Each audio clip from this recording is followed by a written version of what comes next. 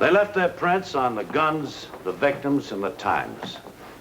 The prints of the men who terrorized New York in the 20s, that strange and nightmarish time when efficiently organized guerrilla mobs offered their services to ready buyers.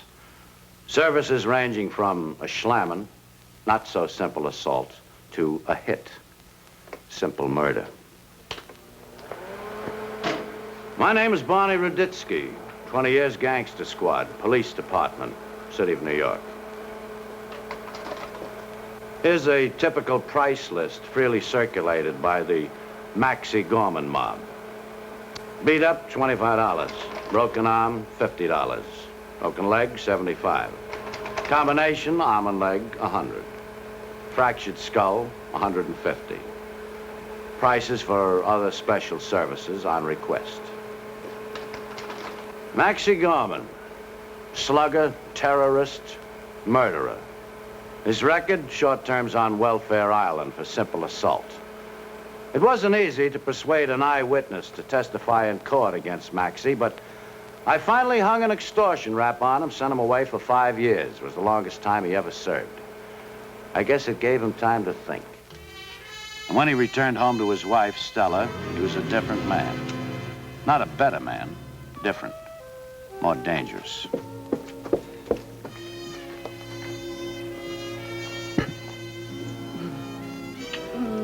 That was the best thing ever happened to us, Stella, that 5-year bit Rudisky hung on me. Oh, Maxie, how can you say that? You know how I waited, how I Give me missed time you. to think, to do some real thinking. Real thinking. Yeah, and it made me see what's it all about. That's right. It made me understand what a dope I... Eat, Maxie. You talk later. Eat. That's what's been wrong with our whole life. You got enough to eat, a crummy place to live, and you're satisfied. We always been happy, Maxie. Yeah? Well, I ain't happy no more. Maxie ain't happy no more. Look at his joint. And look at the way you look, how you dress. Oh, we've been stupid. Sluggers, muscle men, get a few bucks, spend it, and gotta wind up in the can. Stupid.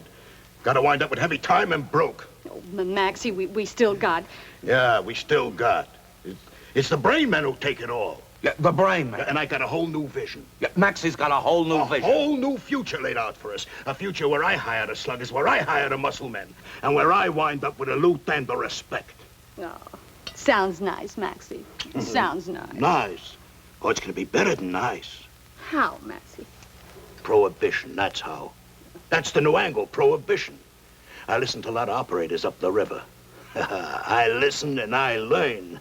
Maxie's a real good listener. I got brains, but they're good as new, and you know why? Because I never used them. Well, now I'll use them. I made connections. I'm gonna be a big man. All I need's the shove, the back and the loot to get started.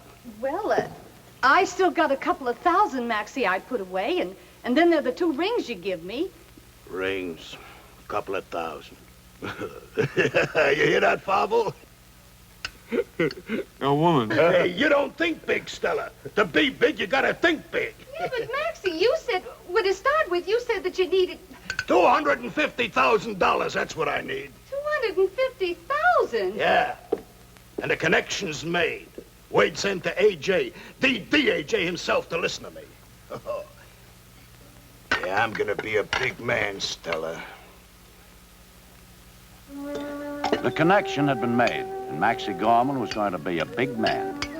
But as in any legitimate enterprise, to start a new business, one must have financing. For financing, the legitimate businessman goes to a bank. But the bank for the mobs, for any illegitimate enterprise that promised high profits with a minimum of risk, was the man known as AJ. He would listen patiently to your business proposition, evaluate the risks, and make his decision. A bank has an obligation to its depositors. To secure a loan, one must post collateral, security. AJ also had an obligation to his pocketbook. Security for a loan, usually the borrower's life.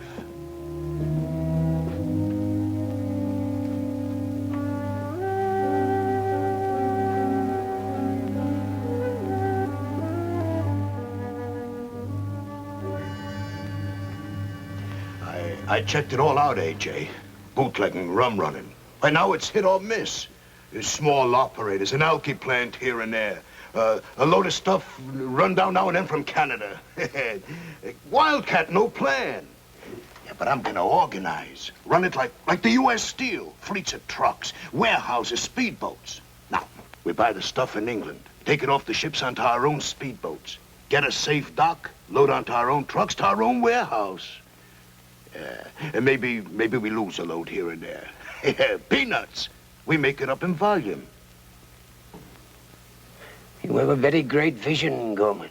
Well, it's there. The market's wide open. To develop an organization of that manpower, equipment, connections, it'll take a great deal of capital. That's why I talk to you. We can't miss. I'll run every small operator out of business. Take over all of New York, eh? Yeah. Maybe all of the East Coast. But with your backing, my ideas organization, who's gonna stand up to me? There is one man who might stand up to you, Gorman. This man is already starting on exactly the same lines that you laid down. Just starting, and already showing great efficiency. Who? Swede Jensen? But you're not backing Jensen. No. Regretfully, no. But as an investor, I must consider the activities, the determination of Jensen a very great risk.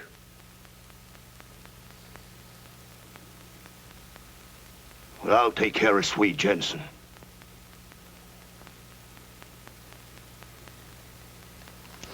Then you can come back and speak to me again. I'll need some front money to handle it. How much? Well, say 5 G's. I'll need it to pay off the... I don't want to know what you need it for.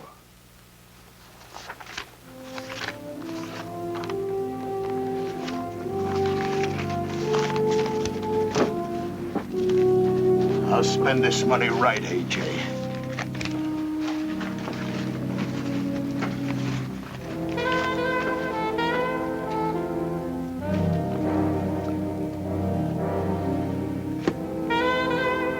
Gorman spent the money right. With it, he started to recruit the hardcore of the new Gorman mob. All freelance triggers for hire on a piecework basis. All except Anthony Rello. Rello was a Swede Jensen gun, and Rello was the key to getting to Swede Jensen. So I'll lay it down for you once more. From now on, you put in with me. You don't do no more piecework. A job here, a job there. Now you go on a regular payroll, my payroll. And how to code, you get taken care of. Like how? Well, like this.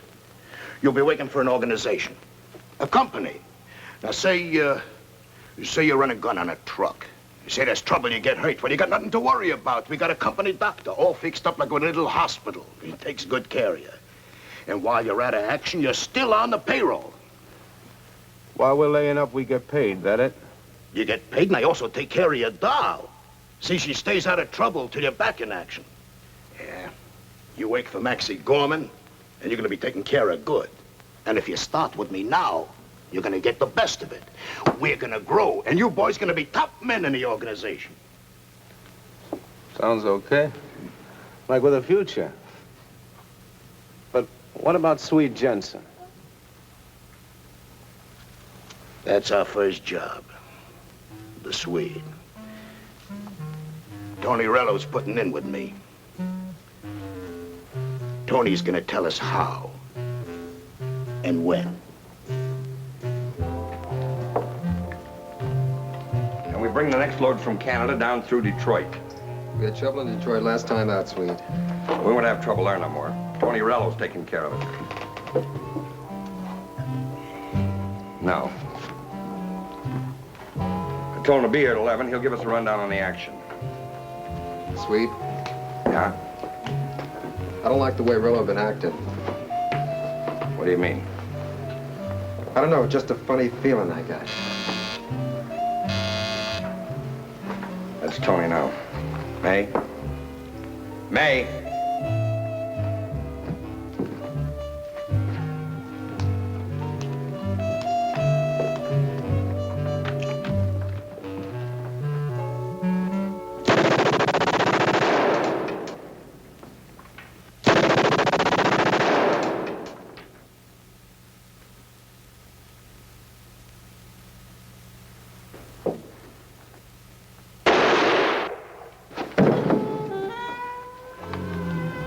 He sold out Jensen, but I don't give him a chance to do it to me.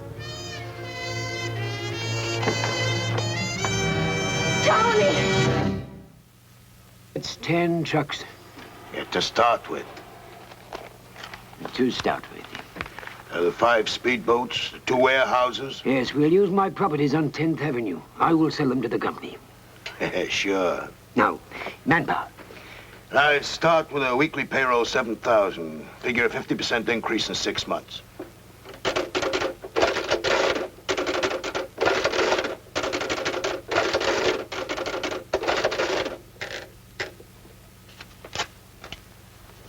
$275,000, that's what it comes to. $275,000 is original investment. 275 plus the 5,000 I gave you, that makes $280,000. Make it an even 300, huh?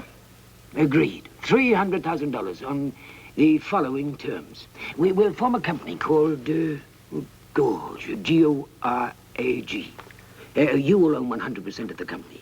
I will lend your company the $300,000.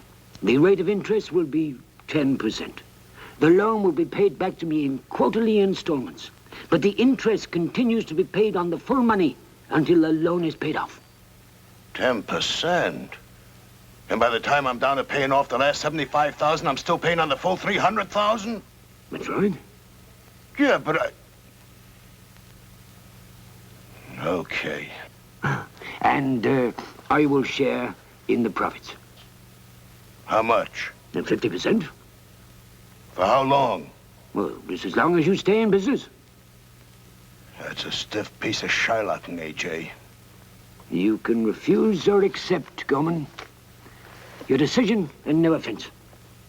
Well, it looks like I don't have much choice. Then you accept? Yeah.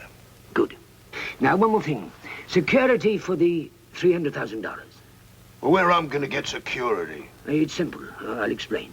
The warehouses, the rolling stock, the trucks, all equipment. I will hold mortgage on all of it until the loan is paid off. And then I own them? Well, not exactly. You will own your 50%. Might be better off if I stayed a slugger. But this is a business of numerous risks. Loss of equipment, inventory, and so forth. But the greatest risk, however, is loss of you. I'll stay alive, A.J., I promise you that. But my investment must be protected, supposing that something should happen that you couldn't keep your promise. How? You will take out insurance policies with various companies. These policies will total $500,000. My investment corporation will be the beneficiary. Hey, Jay, you don't make sense. What company's gonna insure me? The 3 companies of which I am the principal agent. You think of everything, don't you, A.J.? That is my business.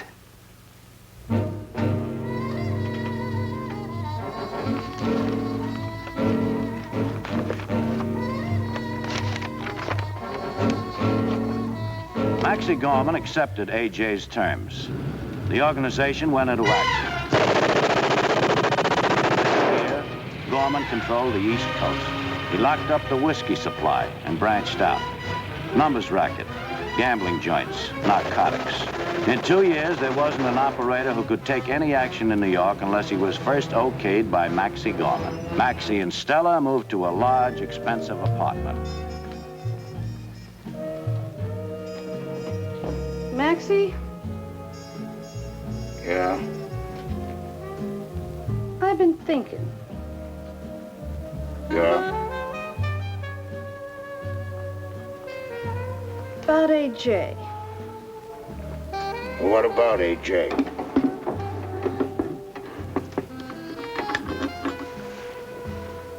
Maxie, Yeah, Stella. what do you think about A.J.? What I think? What do you mean, what I think about A.J.? What'd I ask you?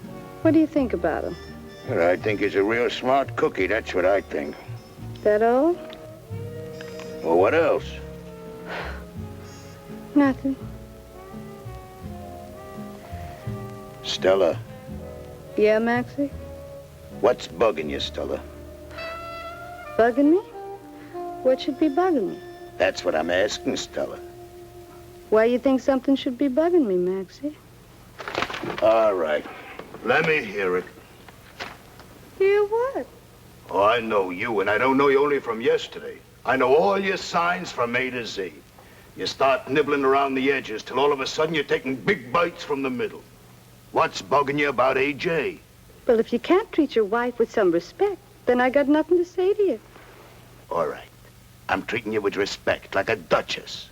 What's on your mind about AJ?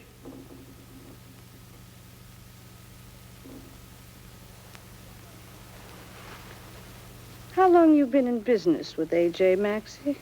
Well, you know how long. I want you should say it. And I want you to say what you're trying to say. Tell me, Maxie, you got any idea how much money you already give to AJ? I give? What do you mean I give? He's a partner, no? What made him your partner? What made him a... Oh, bugged. Flipped, I tell you, the dame's flipped. What made him a... Look, if you don't remember, for your information, AJ only invested 300 G's. No, Maxie. AJ didn't invest 300 G's. AJ didn't invest 10 cents. AJ made a loan with mortgages and insurance policies. A loan, Maxie, not an investment, a 10% loan. And he got that loan back long ago. But he's still a partner? He's still a partner. Who are you so angry at, Maxie? Me? Or yourself?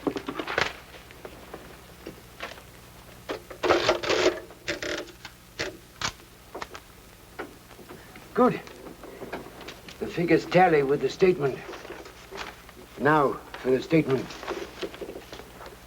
For the quarter ending March 15th, revenue, sale of beer, $865,000. Whiskey, $2,325,000. Gambling, A. Numbers, $1,234,000. B. Dice and wheels, $2,650,000. Subsidiary enterprises, $430,000. Total revenue for the quarter, $7,504,000. Good. I notice, however, that our overhead shows an increase of 12.5% over the last quarter. So?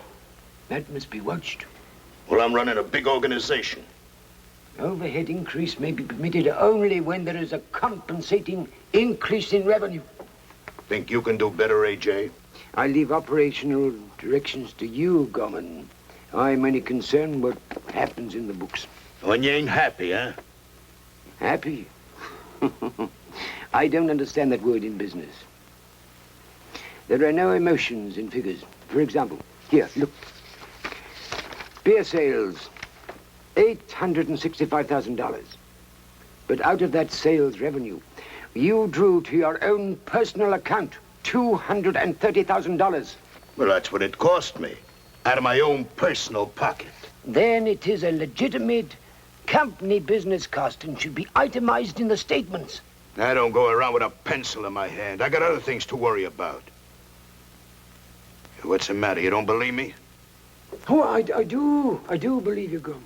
And because I believe you, sound business sense tells me that our beer activities are no longer profitable.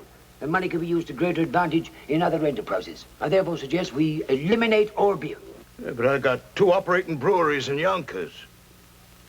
We've got 2 operating breweries in Yonkers, and they're losing us money. Yeah, we get out of beer. What are we going to do with them? We'll sell them. I think the Dutchman will be willing to make a buy. And with the money If they don't show a profit for us, why would the Dutchman buy? Because he is dealing exclusively in beer. And with the breweries, we'll sell him the beer routes. The sale of that... No. We ain't selling no breweries and no beer routes. But they're losing us money, Gorman. We ain't selling. Gorman, please. I think I understand your sentimental attachment to the breweries, but I, too, have a sentimental attachment. My investment. Investment. Sound business practice dictates the answer, since the breweries are... Well, you know what you can do with your sound business practice. We ain't selling.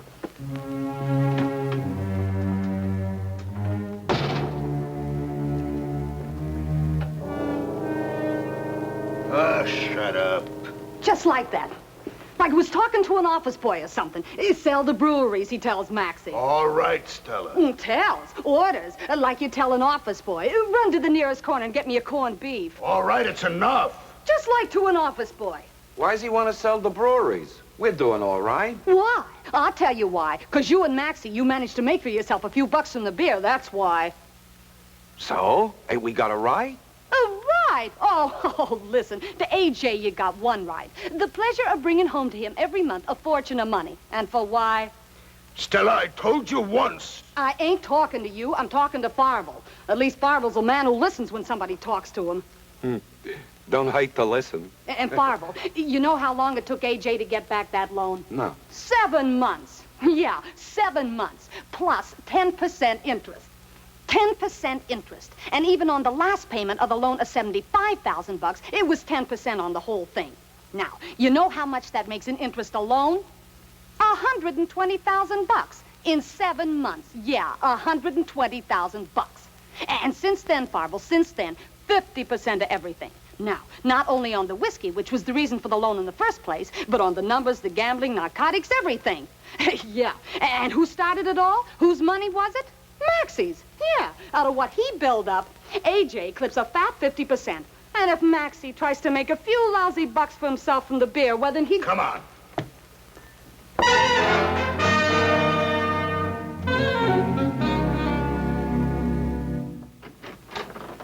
Finished. We're finished, AJ. Yes. From now on, from this minute here, finished. Yes. You're out. Gorman, you're excited. You're not thinking clearly. Oh, I'm thinking clear for the first time since you got your Sherlock hooks into me. Gorman, may I suggest we discuss this calmly in the morning? Nothing to discuss. I already took a vote with myself. No more partnership. Gorman, you're taking records that belong to me. Records of my interest in your... Yeah? I put a match to these and you got no more interest. From tonight on, I start new records. You don't like it? Sue me. Come on.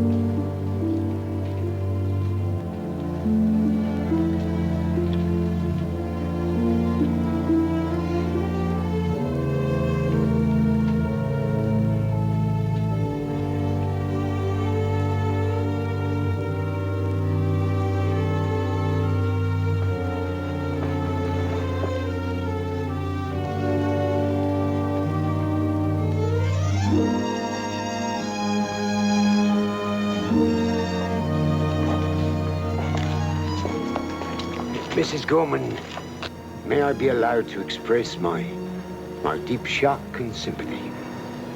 This has been a great loss to all of us, especially the insurance companies.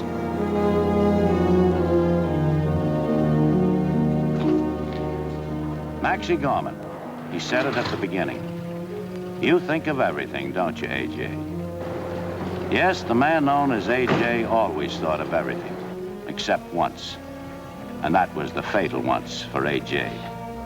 But that's another story for another time.